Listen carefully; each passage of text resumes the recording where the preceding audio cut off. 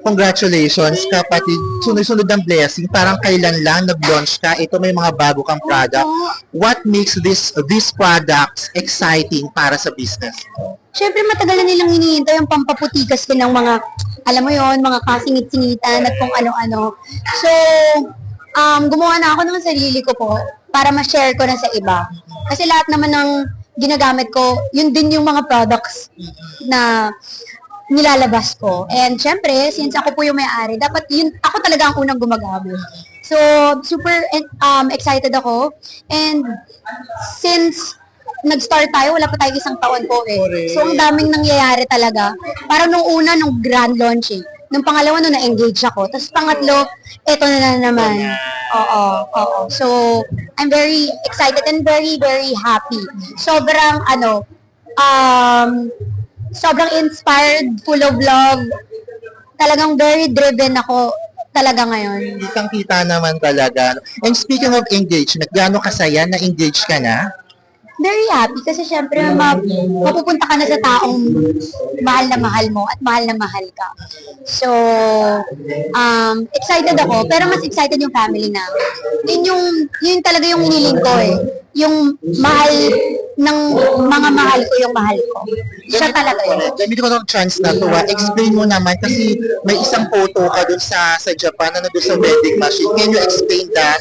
Yeah, pumunta kami sa Japan. Pinili namin yung Japan kasi sobrang favorite namin yung Japan. As in.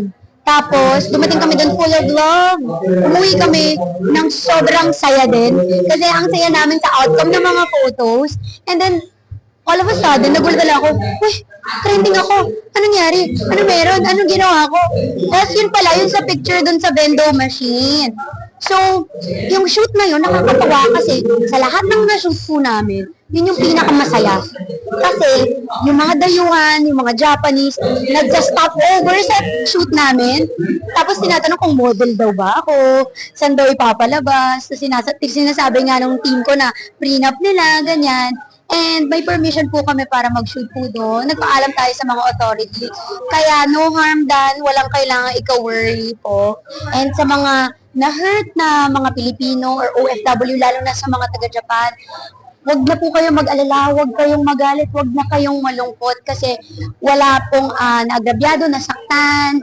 And syempre, hindi naman tayo pupunta doon para masira po kayo. Or kasi ako talaga, ayoko talagang pumupunta sa isang bansa na mangmangka. Alam mo yung parang... You respect the culture. Of course. Kasi sabi ko nga, sa ibang bansa pa nga, mas mabait pa ako eh. Alam mo yun, yung parang sa Pilipinas, lakad lang ako saan eh. Sa ibang bansa, ay, stop. Diba? Sobrang bait natin pag nasa ibang bansa tayo. Kaya po talagang... Oo, walang kailangan ikaw-worry kasi may permission yon sa mga authority. Kaya wag na po kayong mag-alala. And hawak ko ang brand ko. Kaya syempre, ang dami kong binibigyan ng trabaho. So, hindi pwedeng madamay ko yung nang dahil lang sa walang kakwenta-kwentang bagay. Balik tayo sa good vibes. Kailan ang kasal? Without spoiling, ano ng mga details na pwede mong i-share? Malapit na. Malapit na. Ano bang dapat i-share? Ang daming gasto. Out of town ba? Dito lang sa Metro Manila? Dito lang. Anong team? Malapit lang, dito lang. Ang theme ay si SpongeBob.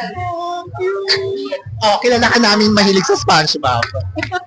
Napagbigyan. Tingnan nyo kung gaano ako kamahal nung magiging asawa ko.